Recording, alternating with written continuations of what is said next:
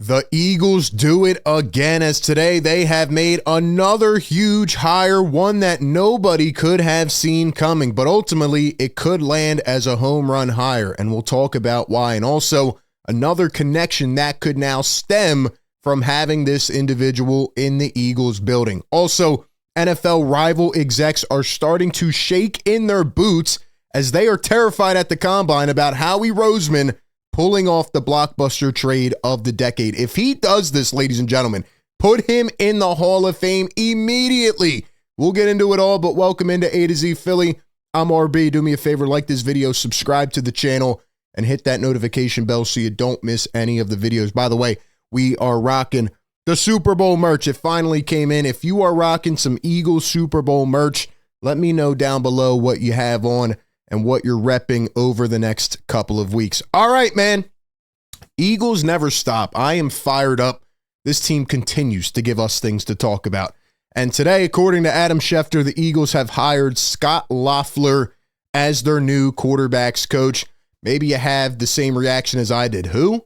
What? Who's Scot Loeffler? The name kind of rings a bell, but I don't know. It doesn't sound too familiar. But anyway, Loeffler last coached in the NFL in 2008 with the Detroit Lions. He was the head coach at Bowling Green the last 3 seasons with a 27-41 record. But wait, Scot Loeffler has spent most of his coaching career in college. Maybe that's why you haven't heard about him.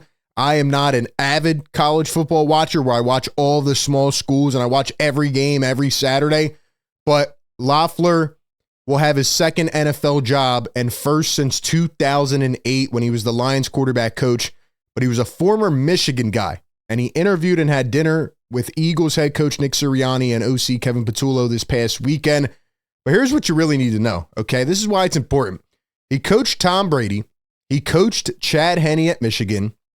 And he led Bowling Green to 3 straight bowl appearances. And when I looked up some of the things that have been said about this guy over the past year, they said his offense was innovative. They said it was creative. He used a lot of pre-snap motion, really got his guys elevated, right? Maybe not the best recruits, but he had them playing better than what their talent level was. So keep that in mind. And some more things that you should definitely know. A few notes here on Scot Loeffler. One, he was a grad assistant at Michigan when Tom Brady was the quarterback. They have a close relationship, so he's had at least a part in one of the best quarterbacks ever and his development. Number 2, he's close with former Eagles tackle John Runyon, another former Wolverine. And 3, he was the OC quarterbacks coach at Virginia Tech when Eagles wide receiver coach Aaron Moorhead was also an assistant. But I don't know if they said it here, he's 50 years old. So it appears to me that they're trying to get more Vic Fangio style of guys in here, right? The older guys who can build up that chemistry, build up camaraderie, and are going to be able to maintain that relationship over several years with Jalen Hurts, right? Doug Nussmeier is the guy that he's replacing, but Doug Nussmeier did an incredible job, and now he's out in Indy with Kellen Moore. So I don't think the Eagles want to keep going through this repeating cycle of Jalen Hurts has a really good year, there goes all of his offensive staff guys. Jalen Hurts has another good year. There goes everybody out the door, you know? So it feels to me like Scot Loeffler, a guy who hasn't been in the NFL and is an older guy, is not likely to jump ship, you know, next year if they have a really good season. So that's kind of the take that I have on it. But also,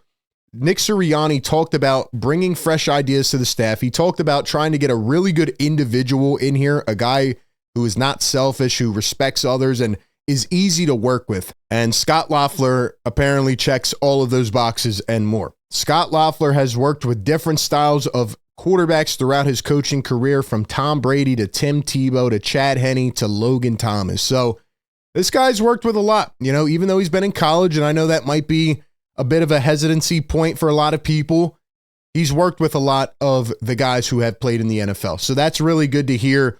And another connection that could now be made as we're starting to get into the draft talk, even though the Eagles are at number 32, is that tight end prospect Harold Fannin Jr., a guy who has been mocked a few times to the Eagles at 32 as a tight end, played at Bowling Green under Scot Loeffler this past season. So, you know, is there a connection there? I don't like to think that, hey, they're going to draft this guy just because he played under the new quarterbacks coach, but I'm sure he'll put in some good words about him. I'm sure he'll have a lot of deeper insight that others may not have. So keep your eyes on Harold Fannin Jr. at number 32. We'll get into this more, as we get into the following weeks, but I was looking at the NFL mock draft database, and College Football Network has the Eagles selecting him at 32. And a lot of these guys, a lot of these networks have him, later in the first round. So definitely keep your eyes on that. But here's what you really need to keep your eyes on the next several days, okay? Myles Garrett and the Browns, everybody's at the combine. There's a lot of speculation going on, a lot of talks. Myles Garrett has come out and has said, I am not negotiating a contract with the Cleveland Browns. He requested a trade a couple weeks ago, and his agents have apparently, quote unquote, slammed the door shut on any contract discussion. So Myles Garrett wants to win. He's 29 years old. He's a generational player. He wants out. We talked a couple weeks ago about all the, hey, back 2 years ago, he said, I would play for the Eagles, this and that. They saw him at the NFL Super Bowl Media Week, Radio Row, and they were trying to get him to talk, and he was laughing and all that.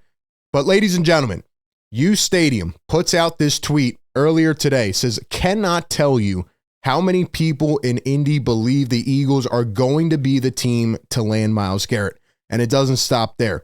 Victor Williams of the Philly Pod says, I did some probing on Myles Garrett this week ahead of the combine, and 4 people pretty much gave me the same answer. They are bracing for Myles Garrett to be in Philadelphia. He says it is hard to distinguish between the scare tactic and the actual truth, but teams are expecting it. It is a potential possibility for this team, and it's becoming more and more likely. And ladies and gentlemen, here's what Dianna Russini said earlier, I think in the week. She was on some podcast, and she said, quote, Howie is willing to move on from some of these guys because he's looking to make a big swing, and that big swing would be for Myles Garrett. Some of these guys think that you are a sure thing, may not be sure things to return to Philly. So we talked yesterday in depth about Howie Roseman's presser at the combine and how he warned Philly fans to be patient. Give me time. Let me do my thing. No, we are not going to look like the same exact team we did a couple weeks ago. No, there will be some new faces in Philly. However, Howie Roseman always has something brewing. And I said weeks ago when we first talked about this rumor, if Howie Roseman has a chance to trade for Myles Garrett, I would not be shocked if he did it. Because if he does, first off, put him in the damn Hall of Fame. Howie Houdini, if he goes in there and pulls off Myles Garrett, I mean, he is the best GM in the NFL already. I mean, there's a huge gap between him and the next if he ends up somehow pulling off the magic. And there's been a lot of discussion about, hey, would he fit Vic Fangio's system? What should the Eagles give up? I don't care. Okay, look, if you have to give up a first-round pick and a 4th or a 5th, you do it. You don't even hesitate, because the caliber of player that Myles Garrett is will change this team for the better, not even just this next year, but 2, 3, 4 years into the future. He is a game changer. The same thing that I said about Saquon Barkley before they signed him, when a lot of people were hesitating about why he would be a good fit, is the same thing I'm saying about Myles Garrett. There's tier number 1, the few game changers that you pay, that you go out and get no matter what. Myles Garrett is in that tier. Just for some context, okay? The guy had 7 sacks in his rookie year in 11 games. Since then, he's never been below 10. Some of those games, he hasn't even played a full season. And the last 4 seasons, 16, 16, 14, and 14, he's been Defensive Player of the Year. He's been an all-pro team player 6 times, 4 on the first team, 2 on the second. He's a 6-time Pro Bowler. The guy is unstoppable. Could you imagine lining up against Jalen Carter and Myles Garrett? And I know people don't want to throw in Nolan Smith to a trade or Jordan Davis. I know it would be tough. Myles Garrett is a game changer, man. And I would not be shocked if Howie goes out and gets him, especially with the reports that the Commanders could be swinging in on this. So, man, NFL rival execs are looking at the Eagles, how dominant they were, and they're thinking to themselves, damn, if they pull off Myles Garrett, I mean, we're cooked. The Eagles are going back and winning it again. So, ladies and gentlemen, a lot of big reports, a lot of big rumors, but I'll tell you this. Howie Roseman told us to be patient. Some of the big trades that he has made in the past, like C.J. Gardner-Johnson, guys like that, came out of nowhere. And I would not be shocked with all these GMs talking down there in Indy if he's making some magic happen. Again, I'm not reporting it. I'm just reacting to what others are saying. But this is the type of move that Howie makes. Like, he is not satisfied. And he said yesterday, you know, we need to capitalize on this window. A lot of these guys are young. Before we have to pay them, we need to do our best to go out there and win again. Would you trade for Myles Garrett? Yes or no? Appreciate everybody for tapping in. Be sure to like, comment, and subscribe. And as always, I'll catch you on the next one.